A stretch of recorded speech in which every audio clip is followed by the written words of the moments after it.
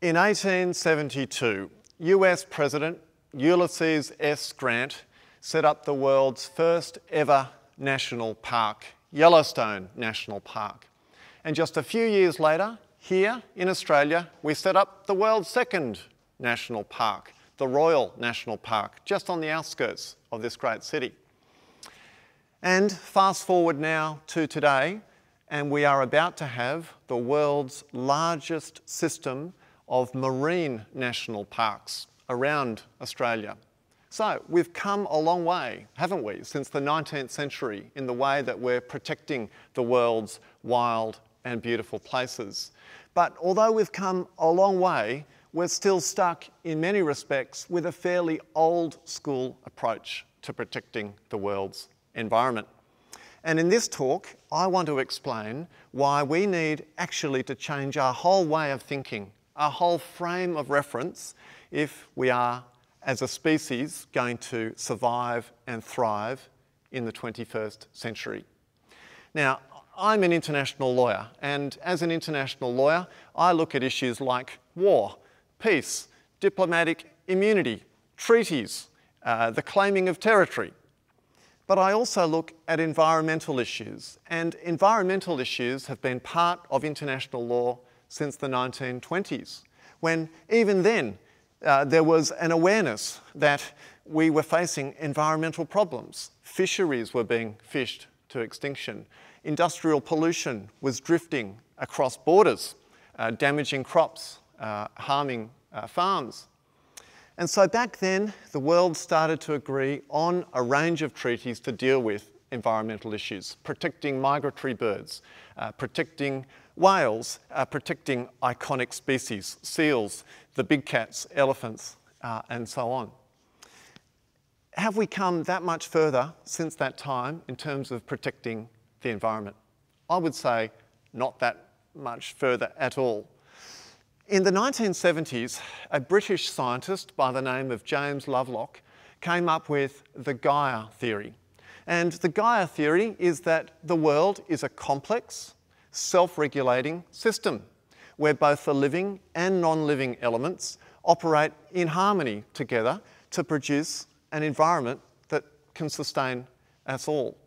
And the Gaia theory is the basis of Earth systems science, the notion of the world as a single, complex, dynamic system. Earth system science is absolutely critical for understanding to what extent humanity is living within planetary boundaries. It's just remarkable how much humanity has touched the Earth. Human hands have transformed all landscapes and seascapes on Earth.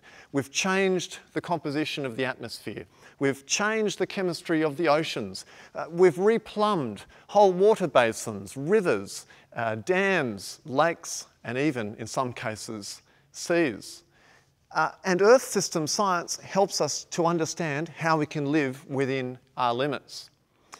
The Australian Academy of Science has set up a strategy for an Australian Earth systems science community so that we can understand some of these planetary limits. So science has in fact marched on an awful long way. But where is international environmental law? Well, unfortunately, it is being dragged along behind. International environmental law still does not take a systems approach. It still treats the environment as a set of individual problems, not as a system. It doesn't think of the environment as more than the sum of its parts. And I'll just give you one great example. The Kyoto Protocol that we've all heard so much about is designed to stop dangerous climate change, right? It's there to stop the dangerous warming of the atmosphere by stopping emissions of carbon dioxide. An important goal and one we must meet. But there's another CO2 problem that not many people know about, and that's ocean acidification. This is carbon dioxide being drawn into the oceans, which is changing the chemistry of the oceans and affecting marine organisms, especially corals that are being dissolved. Kyoto doesn't deal with ocean acidification at all. In fact, in some provisions, it encourages oceans to be used to draw down carbon to try and keep the planet habitable. just one example of many where an Earth systems science approach is not taken in international environmental law. We have to do something about this. And my proposal is a radical one, but an absolutely indispensable one. We actually need to abandon most of the environmental treaties that we've agreed.